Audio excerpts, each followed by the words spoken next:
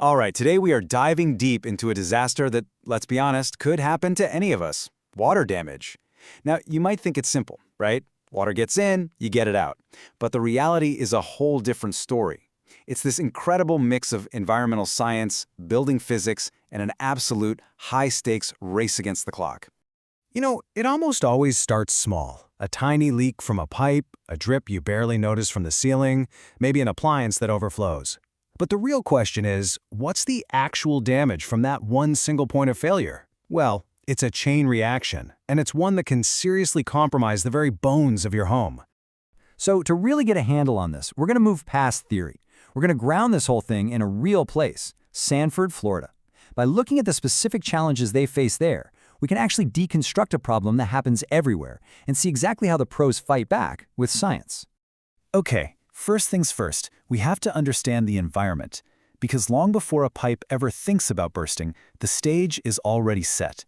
Some locations are just in a constant, non-stop battle with moisture, making them a literal perfect storm for water damage. Take Sanford. The geography itself is practically working against the buildings. You've got humidity that's almost always above 75%, a super high water table, and oh yeah, the constant threat of massive thunderstorms and hurricanes. Moisture isn't just an occasional problem here, it's a permanent condition. The air itself is trying to saturate everything. So, this constant environmental pressure then slams right into structural weak points. You've got older homes with crawl spaces just waiting to flood, and newer homes with concrete slab foundations that can crack. And inside the walls, agent plumbing is a ticking time bomb, and the very AC systems we rely on to fight the humidity can turn on us, becoming a source of water when their drain lines clog. It's a war on two fronts. And when that hidden battle is finally lost, that's when you start to see the signs. Wood floors start to warp and buckle, paint peels away, and you get that dreaded, unmistakable, musty smell. Look, these aren't just cosmetic problems. They are distress signals for a much, much bigger issue hiding inside your walls and under your floors. And here is the number that changes everything: 48. In a warm, humid place like Florida, that is all the time it takes. Just 48 hours for mold to set up shop and start colonizing. So, at this point, it's not just a cleanup job anymore. The second that water gets in, a biological clock starts ticking, loudly. Once that disaster strikes, everything, and I mean everything, is about speed. That first hour of a water emergency literally sets the stage for whether this is a simple fix or a catastrophic failure. It determines if you're just drawing things out or if you're looking at a full-blown mold remediation and a major structural rebuild. So the professional response has to be lightning fast. A call comes in, and within 60 seconds, a crew is rolling. The industry goal is to be on-site, ready to work in under 45 minutes. Why? Because every single minute that ticks by, water is soaking deeper into drywall, subflooring, and wooden frames, making the damage grow exponentially. The second they arrive, the team executes a very precise action plan. Number 1, stop the source of the water. Number 2, figure out the water's contamination level. Number 3, immediately start pulling out the bulk water. And number 4, which is so critical, document absolutely everything, right from the first second for the insurance claim. And this right here is the moment where most people would breathe a huge sigh of relief. The standing water's gone, the floor is just a little damp, the job's done, right? Wrong. In reality, this is where the real science begins, and it is, without a doubt, the most misunderstood part of this whole process. See, getting rid of the visible water, that's just step 1. The real enemy is the moisture you can't see, the water that has wicked its way up inside the walls, soaked deep into the wood framing, and been absorbed by the concrete.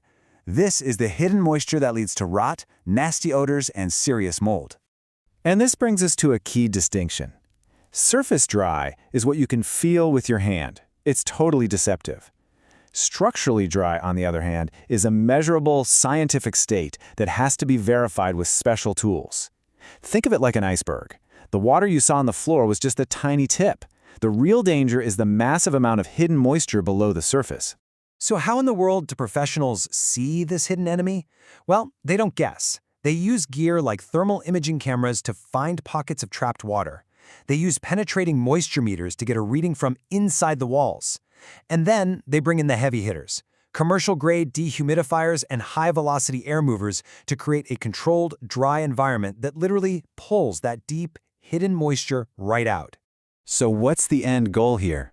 It's not just dry. It's a specific numerical target called the dry standard. Every single building material, from a 2x4 to a sheet of drywall, has a scientifically determined moisture level that it has to get back to in order to be stable and safe from mold and rot. This turns the whole process from a guessing game into a measurable science. And hitting that standard, well, it's not a quick fix. It is a carefully managed process.